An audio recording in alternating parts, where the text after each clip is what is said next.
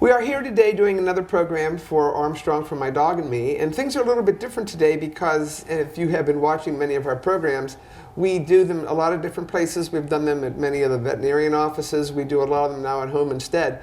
But this time we're on location in Kurton at the community building, and we are talking about the Spayed and Neuter clinic that is run by Hog Heaven in this area and what all they do. So we're going to kind of jump around a little bit here because we're not going to be taking pictures of the spayed and neuter, although we'll be talking about it.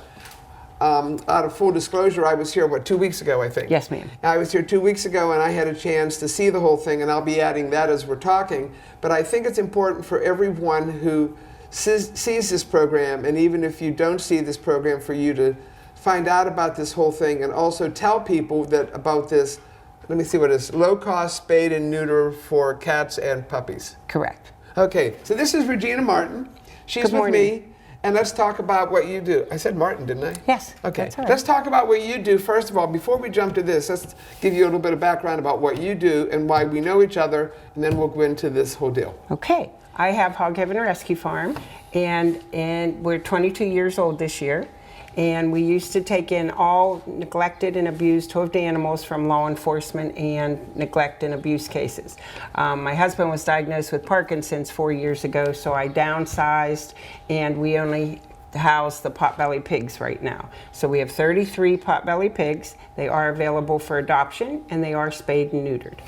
Also, we had the Vet Tech Institute program at the farm, and that's when we started to do the low-cost cat spay and neuter because cat population is out of control. And one step in between that, because I think I met you when we were involved with CART. We were involved with the animal response team for the state and also Crawford County Animal Response. My husband and I are the large animal technicians. Yes. Okay. So now I'm trying to get you about Hog Heaven and taking the Armstrong down to see Hog Heaven because I was so amazed by the potbelly pigs. When I was there, though, they were running loose. We had 82 at that time. I know, and yes. They were everywhere. Now, whenever I went on to see you to make arrangements for this program, they were actually in, three different areas? 3 different areas, yes. Okay, yes. so that started that, and then I said, well, what else are you doing? And then you brought up to me this spayed and neuter, low-cost spayed and neuter. Correct.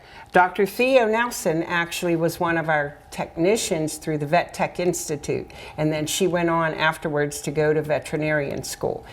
Initially, we partnered with Animal Friends out of Pittsburgh when they first had their mobile unit, because we could do the male cats when we had the Vet Tech Institute instructor, but we didn't have the setup for the females because we didn't have the anesthesia and the intubation and that capability. So when you did it at first, how long ago was that?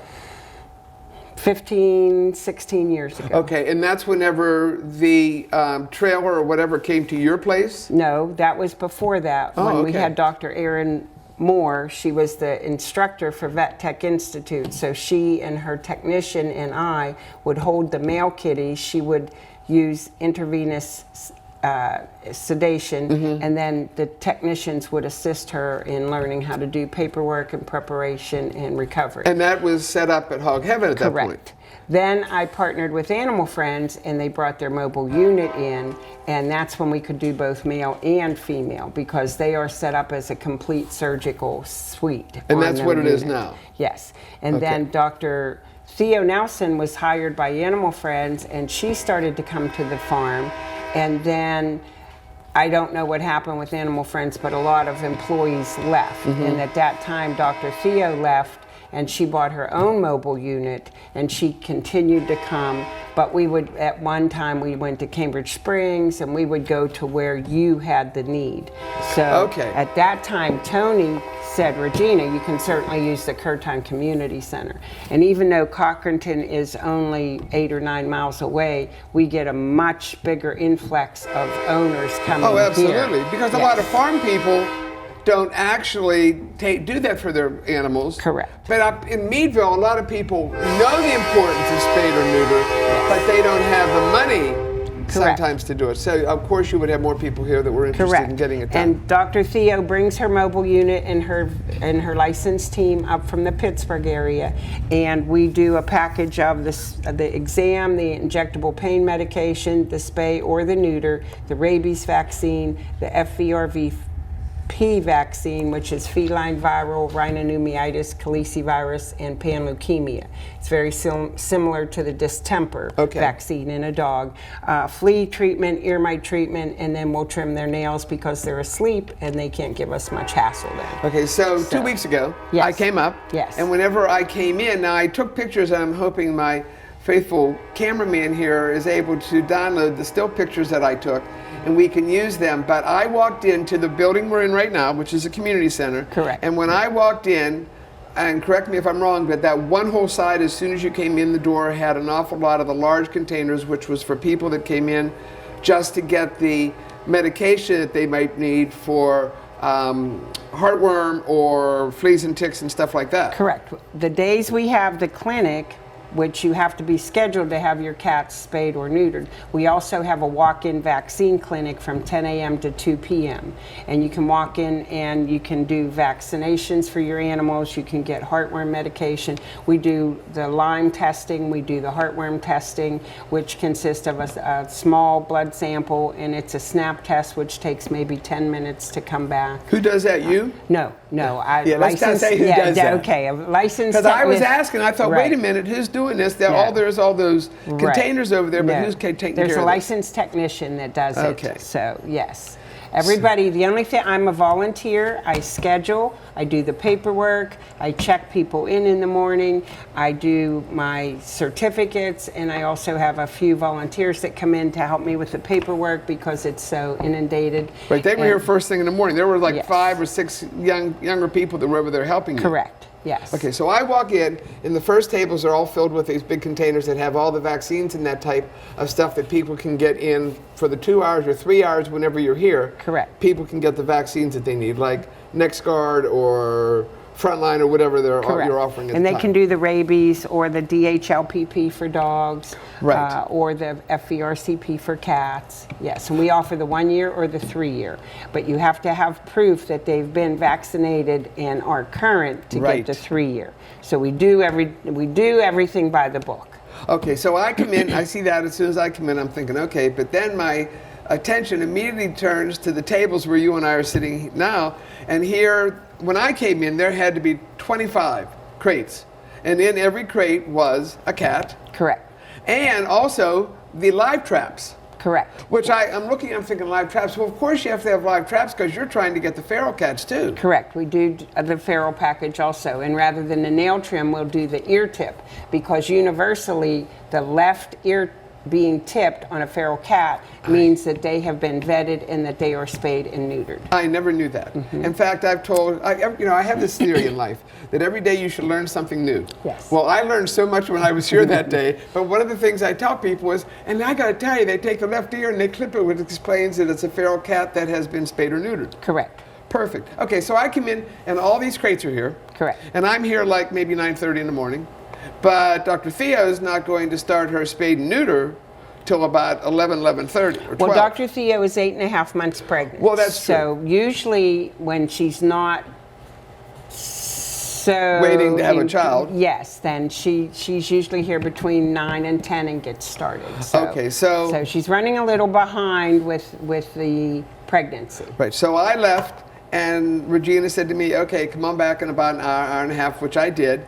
And then whenever I came back, that's the next picture that I took on the still pictures, showed the inside of the trailer. Now, the name on the side of the trailer is? Fix in Wagon. FIXNWAGN.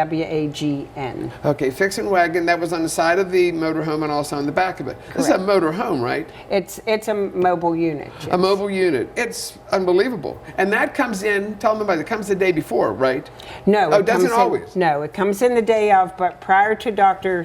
Theo being 8.5 months pregnant, we would do a Wednesday, Thursday back to back. So Wednesday they come in and then they stay overnight till Thursday.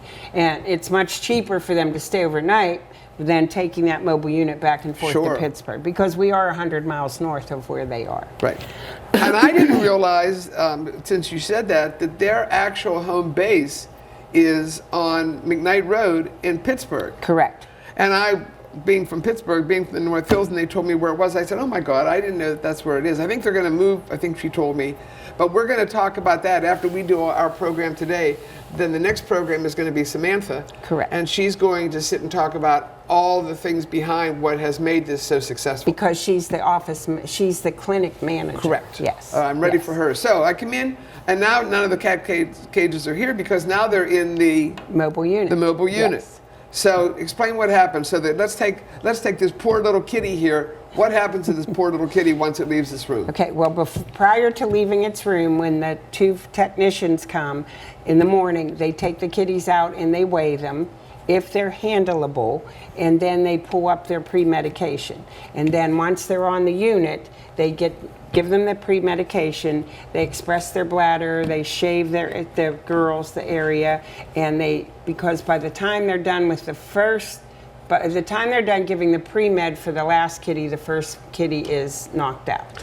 Right. So, because we usually do 18 females and 22 males. So we do 40 cats per clinic.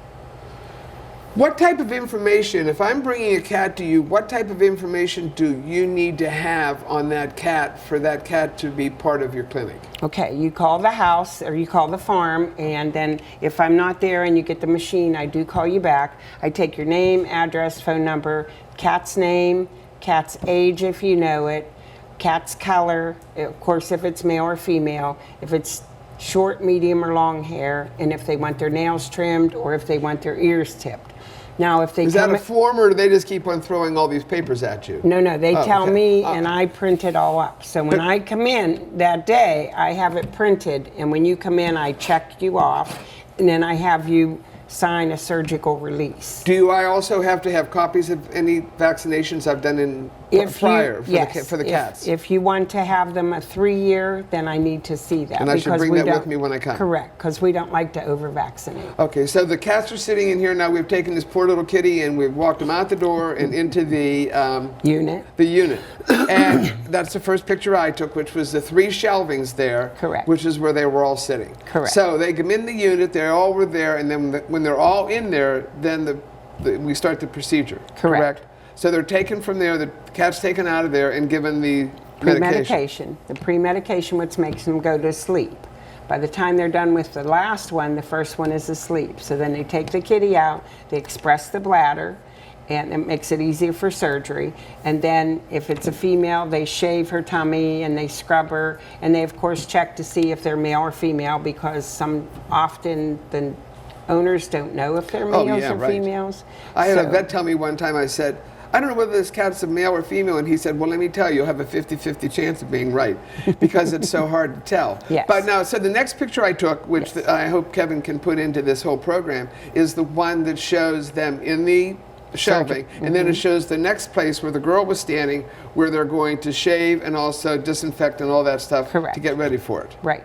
And then after they do that and they prep, then there's the surgical table, which is heated, and they also have a technician there that monitors, because they put the anesthesia on and they monitor on the paperwork when surgery starts, when surgery stops. Right. Also, when the cat is recovering, they also monitor on the paperwork when the cat is awake enough to put its head up. So we monitor them in the recovery area. Okay, there'll be a picture of that. Now, I would love to have taken pictures, but it was crowded in there. Yes. And I had, I think Samantha went in with me. Yes. So Dr. Theo and, is his name Stephen? Stephen was there, plus the girl that was over here doing the shaving and all that stuff, plus the girl that was in the recovery. Right. And it was kind of crowded, so we really would have had a problem filming, because we have filmed some of that stuff on some of our other programs. But so it goes to Dr. Theo, and boy, I love this part, because I was standing there watching it, and I think I saw her do 1 spayed, and I saw her do 2 neuters on the cats. And then as soon as they were done and she had them sewn up, or had the, what's it called, ligation, or whatever it's called, whenever they... Well, they use dissolvable sutures and glue. Right. So, Okay, and then Stephen took the cat, gave it over to the girl in recovery. Right. And then they put it back into the crate. Correct. And then she monitors. Monitoring everything there. And marks when the head's up. And then, because as they're waking up from surgery, they lift their head up, but then they start, we call it ping-ponging. And that's why we don't bring them in here until they're beyond the ping-pong phase. That's what they do, Right, because we do not send them home until they're as awake as they can be, because we don't want issues on the way home. So now they have taken them out of there. They're no longer ping-ponging. They're brought back in here, and they wait in here for the owners to pick them up. What time do they start picking them up? I've made it from 5 to 6 now so that they don't have to wait. Last time we did 4:30 to 6, and with Doc's hand swelling and everything, she was a little behind. So I don't want to have the owners have to sit around and wait, because we do paperwork. We do a certificate of with the rabies and that they were fixed and that they received their FERCP, and then we also give them a sheet for their go home instructions. When do they pay for it? They pay for it in the morning when they drop them off. Do you take credit cards? No, I take cash or check. Cash or check, to that's Hog important. Heaven. Okay. Because Doc does these clinics in 5 counties. Right. And we have found if, like for example, I had someone write out a check, they wrote 85 in the amount, but then they wrote out 80. Well, that's an issue. Well, this is, that way they're in local to me, so I can call them Correct. and take care of it. Because Doc hands me an invoice, and like I like to say, she takes the money and runs when she's done Right, for the absolutely. day. Because I'm a volunteer. We don't make any financial gain from that. This is just a community service. Okay, so you say that you do how many females and how many males? We do 18 females and 22 males, and our cost, again, our package is the exam, the injectable pain medication, the neuter or the spay, the rabies, the FERCP, flea treatment, ear mite treatment, nail trim, or ear tip, and Doc has a package for $90. $90? Yes. That's all? Yes. Well, I have known you've done this for a long time, but then I'm one of those crazy cat owners that has 2 cats that live in the barn. I have been close, almost to be able to touch one. I can't hardly even touch her now. And the one black cat, I've never caught him. I caught him once, and my theory is once in a trap, never going back into a trap. So I've never given him anything other than rabies, but it's because of the situation, he's okay. There's only 2 cats there. But I can't catch them on a given day whenever you're doing it. Right. So in contrast, I end up taking them to a local veterinarian. Local veterinarians are wonderful. They do a great job. Yes. They do everything that you do, but the cost, yes. by the time you pay for this, that, everything else escalates way up. You're looking at probably somewhere in the neighborhood, I want to say, of $250 to $300. Yes. That's probably the package price. Yes. So it just gets higher and higher and higher, and you're doing that all for $90. Correct. And then when they come in as the feral package, Doc also realized with the realization they'll never see a vet again. She also donates, it's a topical dewormer that takes care of 4 types of internal parasites. So she donates that because you're getting your feral kitty fixed and you're trying to help the situation. Okay, now I don't think we're telling away any confidentiality, but tell me or tell everybody that's listening about those little kittens that came in. Okay. Because I was amazed at who identified that first and how did that whole thing happen? Okay, there's a young lady in Espyville. She had called. She's trying to take care of the situation, and she had 2 male cats on my list to be fixed. And she called me 3 days before and said that 3 little tiny kittens came up on her back deck. And she said, you know, I'm feeding them, but they look really sick. Can I bring them in? Well, I said, because she works and our drop-off is 6:30 to 8:30 in the morning, I try to accommodate so people don't have to take work off, so that they can just drop off and then go to work. So I told her to bring them in a large crate and bring food and water because we weren't going to be sedating them. So she brought them in. I would watch them until Doc could have time to look at them. Well, they were under 2 pounds. We weighed them and they were under 2 pounds. Well, each kitten had a ruptured right eye. So when Doc did get a chance to look at them, she said that they were in extreme pain and that they would need an enucleation, which is the removal of the eye. So we called Angela, and Doc does work with different rescues in Pittsburgh.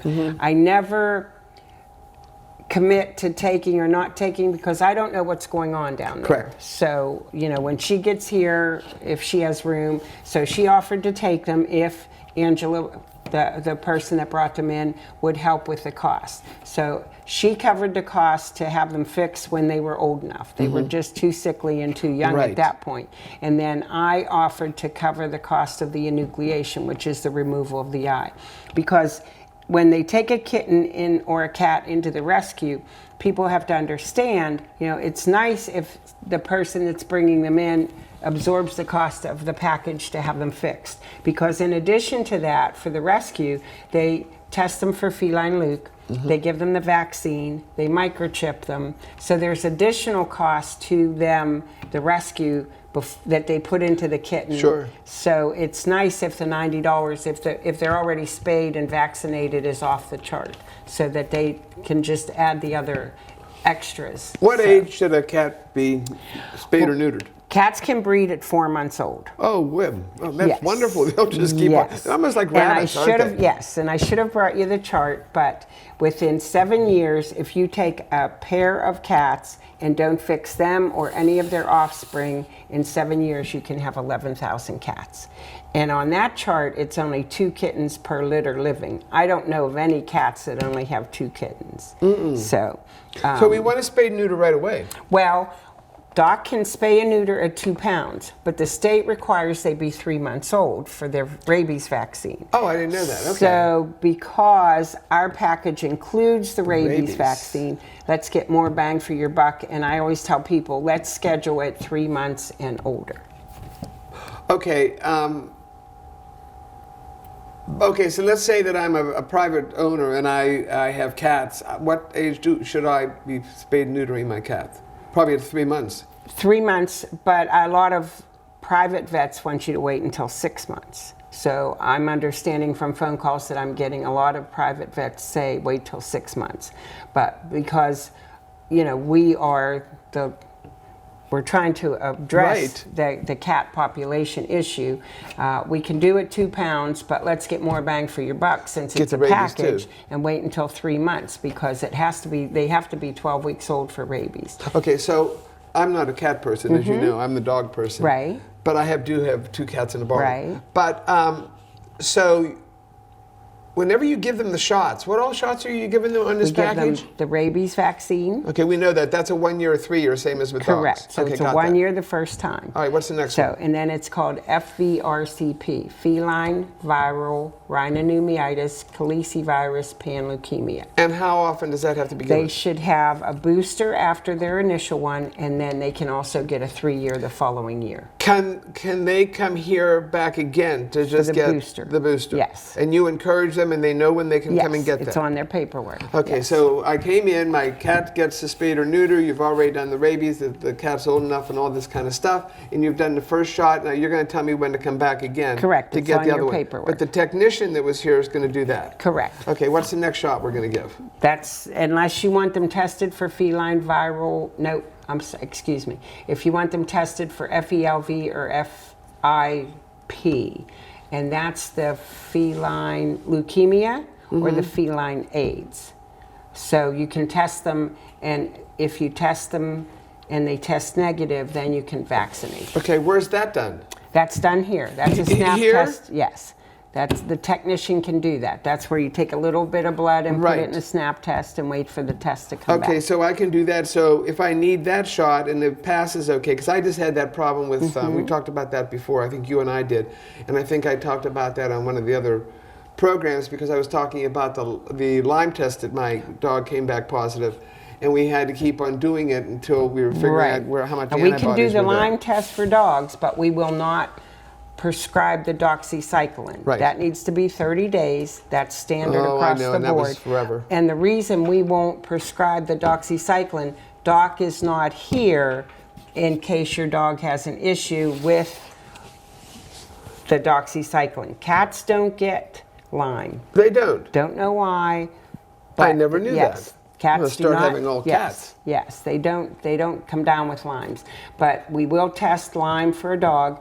But if they're positive, we give you that paperwork that shows they're positive and recommend you go to your regular vet. Because again, if you get the doxycycline and your dog has an issue, fixing wagon's 100 miles away. Yeah. So we want you to, we're not here to replace your veterinarian, we believe you need to have set up for a regular veterinarian, because all emergencies happen. You know this as well as I do. All the time. Either at night or on weekends. And most vets aren't available. But you want to be established with a regular vet for health checks and different things like that in emergencies. So you're going to do the feline leukemia, the SNAP test. Is that the SNAP test? That's a SNAP test, yes. Okay, and then if how often do I have to give that?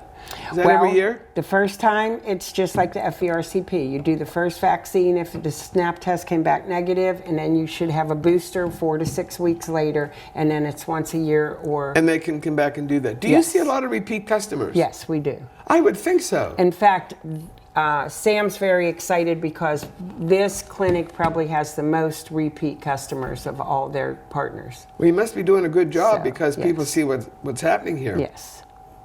The feral cats. Do you get a lot of feral cats? We do. They're hard to catch, though. Well, what I explain to people is set up have a heart trap and tie it open with a bread tie, and then only feed in the trap. And eventually they get used to going in and out. Then, because you want them a few days before, you take the bread tie off and you catch them. Whatever you catch in the trap is fine. If you catch 2 or 3, bring the 2 or 3. We don't want you subjecting to possibly getting bit or scratched.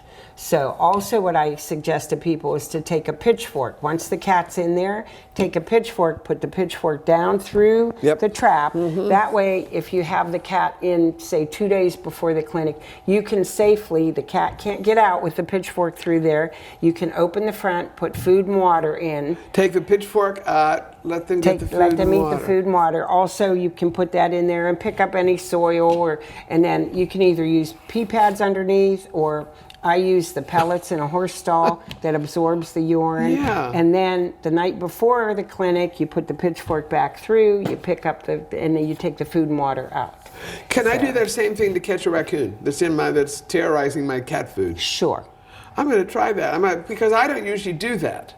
I'm going to leave that crate tied open. Right, and with a bread until those tie. idiots go in there. I'm going to get them. I had a gentleman in Cochranton. I worked with him for 6 litters.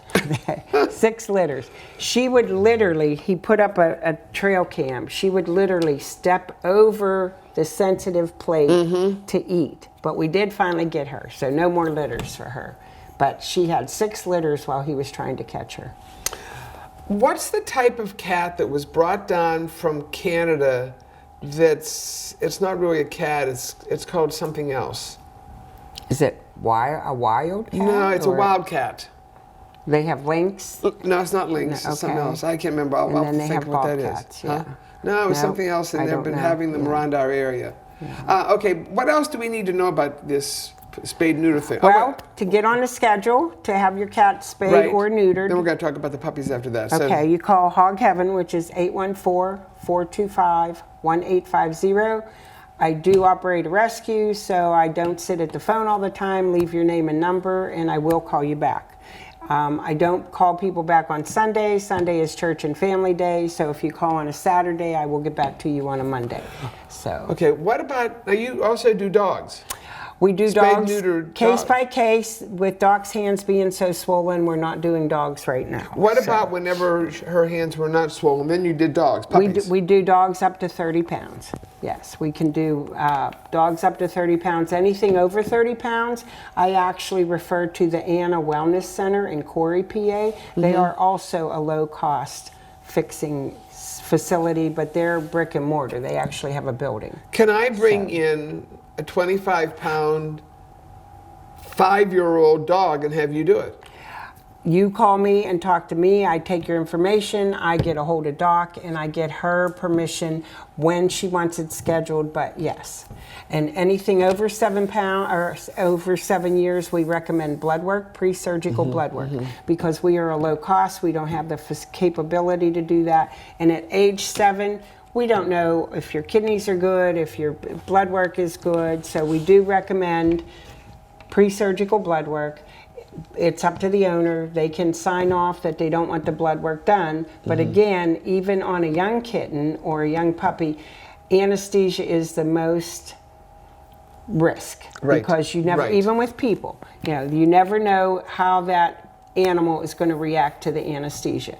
We have sadly had a animal or two in the past 12 years code on the unit. On the surgical release, it asks you if your animal has a reaction, do you want it transported to a specialty veterinarian? Of course, if they code on the unit, we do everything we can. They do the heart stick, they do the compressions.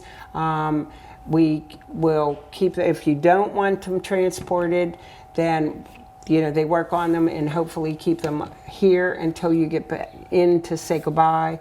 But if you do say you want them transported, it is very expensive. Sandy, my one volunteer, she actually had a cat taken to PVSC and it was $3,600. Oh, I know. So I do tell people when they're signing in the morning, I love my animals too, but I know I could never afford to have my animals transported. And so I tell them, don't feel bad if you put no.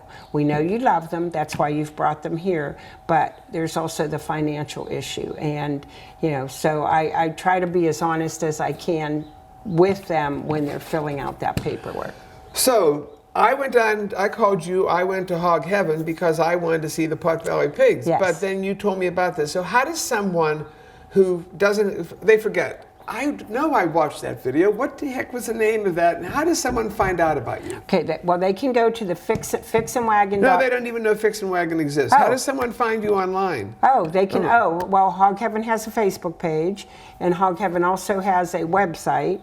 The website, sadly, is outdated. I lost my webmaster to cancer, and I am a computer illiterate. So one time I tried to add something to the page and the whole page disappeared. So now I don't go You're anywhere. about as brilliant with it as I am. No, I'm bad at it exactly, too. yes. But the girl Sam, when I talked to her, I said, Sam, how do people find out? She said, well, if you Google low cost spayed and neuter, this comes up. Yes. Fix and Wagon comes up. I said, I never knew. I was amazed. And then also Fix and Wagon on their site, their Fix and Wagon, I believe it's .com.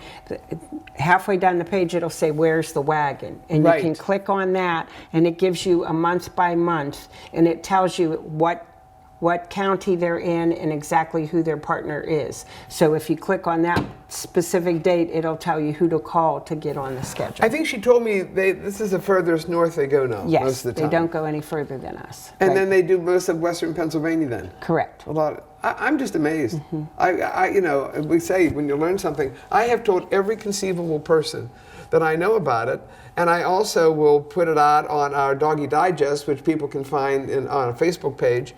And I will also make sure that everybody knows about this, and we need to tell everybody. We need to tell everybody we know that has cats that they have to get in touch with us, because this is the best service around. Right. And of really course, is. Fix and Wagon is nonprofit, so if there's anybody out there that would like to make a donation to the cause, I had a gentleman up one time and we were talking because they do funding, and I would love to be able to help the farmer that has had cats dumped on their farm, and I would like to be able to say, okay, if you have 3 or more, you bring them in, and I'll do them at this cost because we have the finances to back them. So we were talking about that prior, and again, just a few minutes, because I said that I'm not against a lot of the national organizations, and they certainly do a good job, and they get a lot of PR out. But my concern is getting something for you and for Fix and Wagon, and that's what we really want to push, because a very good friend of mine has 3 cats that her whole life, she lives her whole life for those 3 cats. And I was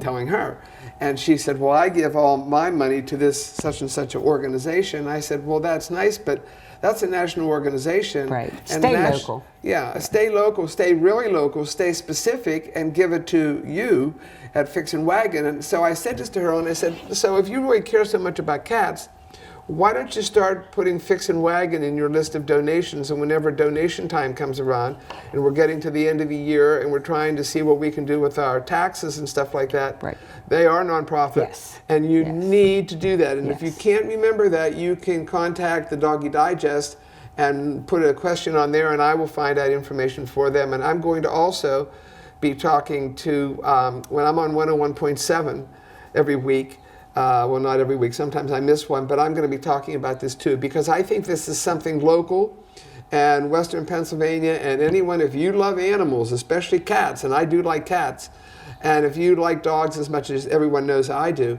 then you need to support this organization. You need to give them money. You need to put them into some place, a nonprofit that you can give money to at the end of the year. That's the most important thing. Also, I'd like to do a shout out to the Kurton Community Center. Oh my God, yes, they that's where give we're us sitting. this facility and they don't charge us anything. I am the light Nazi. I don't let people turn the lights on unless necessary because, again, they're not charging us for anything. They do bingos on Tuesday evenings here, and the money they raise from the bingos, they do a lot of kids' activities. Which we're going to do as Correct. therapy dogs, because Yes. everyone knows I love the world of therapy Yes. dogs, so we're going to do something with them. And then after Tammy, the manager, saw these 4 kittens at the meeting, their board meeting last time, she brought up, and they'd like to do 1 bingo a year where the money can go Goes to a fund to help someone like this woman. From her heart, she brought these kittens in, but there's no way she could afford to cover the cost of everything for those kittens. So Tammy would like to have like an emergency fund that I can tap into for situations like that. I was talking to a veterinarian that I know, and I said, what do you know about this fix and wagon? And this veterinarian, who is very knowledgeable on a lot of stuff, really didn't know that much, but I'm not sure that it wasn't selectively not knowing. Right. Because, of course, you're taking money from them. But if we collectively care about the cats, and we have to care about these doggone cats, because I have a place and people are trying to drop them off at my place too. And so we need to get word out to every conceivable person, so that if you have any organization where you can either tell people to make sure they watch this, all of our shows are on YouTube, and they can watch this whole thing, and they can go on there and start finding out more information and passing on the information. So we've Nice. got to be the means to get the information out for you. I have had people call that the Humane Society has referred to them to me, or other veterinarians have referred them. The last one was a kitten was thrown out of a vehicle, and the Humane Society told them to bring me the kitten.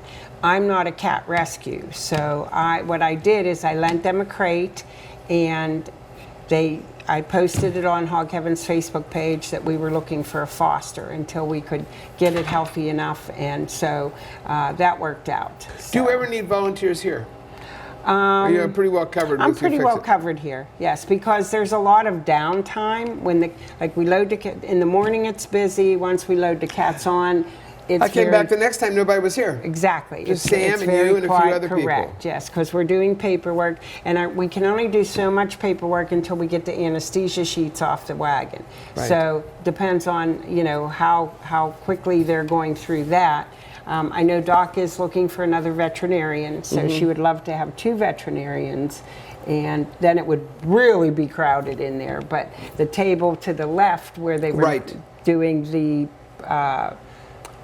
vaccines and different things, the second vet would be there, or the second vet would be straight ahead. When you walk up the steps, they have a table there. That would be for the neutering, and then Doc would do the spaying in the back. Do you have volunteers, or any volunteers at Hog Heaven? We've really downsized, so I do have one young lady that comes on weekends to help. Yes, yes. And a lot of people get pot-bellied pigs thinking they're cute little things, and then they realize what they are, and then they need someone to help them out. I've had 15 surrenders in the last week and a half. People say, "Can you take my pigs?" I can't keep 15 surrenders of and none of them are spayed or neutered. And we don't have a vet in the area now that spays or neuters potbelly pigs.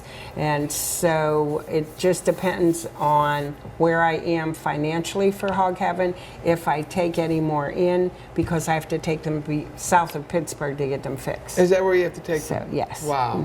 And it's rather expensive. So. And there are some good cat rescues in this all around Western Pennsylvania. You can find them anywhere. Yes, yes. Okay, this is your last chance. Is there anything we haven't told everybody? I don't think so. I don't think so. If you play bingo, come on Tuesdays to Kurton because they're very supportive of us. If you want your cat spayed or neutered, you have to call and get on the schedule. Males, I have openings in August. Females, I am booking October 19th. I am full until October 19th. Stand up again and show them your shirt. Oh, You better show this. Please spay and neuter your, what's it say, your pets. Weird friends and relatives. Okay, and over here it says Fix and Wagon. Yes. Well, thank you very much. I appreciate it. We go back a long way, and now we'll see what happens. Stay tuned because we want to do the one with Sam. Yes. And I think since my cameraman has never been to Hog Heaven, we may have to take a little 20 or 25 minute trip down to there. That would be great. Thanks very much. Thank you. Catch you. Yes.